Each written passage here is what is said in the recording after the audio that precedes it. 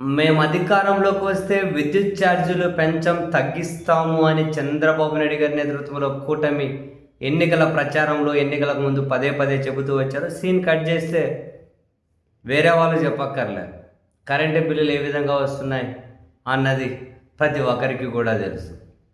కానీ ఆశ్చర్యకరంగా ఇప్పటికీ పాలకులు మేము విద్యుత్ రేట్లు పెంచలేదు,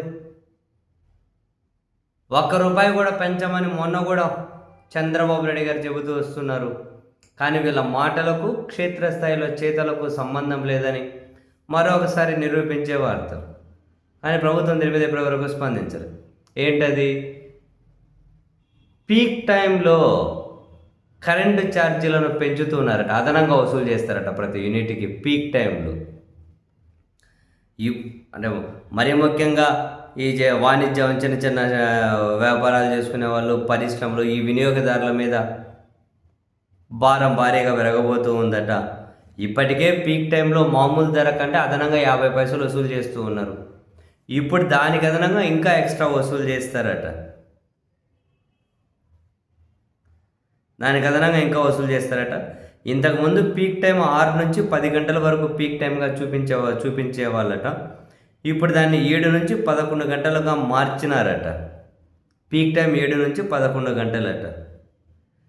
అయితే యాక్చువల్గా విద్యుత్ వాడకం తక్కువగా ఉండే సమయంలో సాధారణ ధర కంటే ఇంతకుముందు రూపాయి తక్కువ వసూలు చేసేవాళ్ళట ఇంతకుముందు ప్రభుత్వం.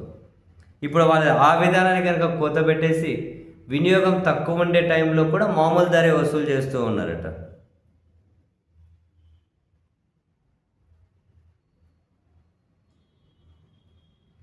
అంటే ఆఫ్ పీక్ అంటే విద్యుత్ వాడకం తక్కువగా ఉండే సమయం 10 నుంచి మధ్యాహ్నం 3 గంటల సమయం అని చెప్పారట. ఇప్పుడు దాన్ని 9 నుంచి సాయంత్రం 6 గంటలుగా మార్చారట. సో ఇదంతా కనుక పూర్తి టారిఫ్ ఇవన్నీ ఇప్పుడు డిస్కౌంట్లు ఏపీఆర్సీకి ప్రతిపాదించాయట.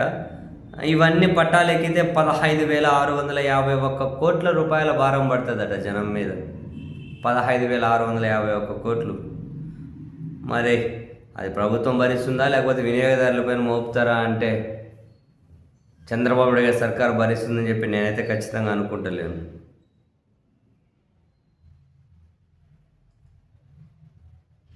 ప్రజల మీదే మోపుతారు. మరి పీక్ టైంలో కరెంటు ఛార్జెస్ ఎక్కువ పెరగబోతున్నాయట.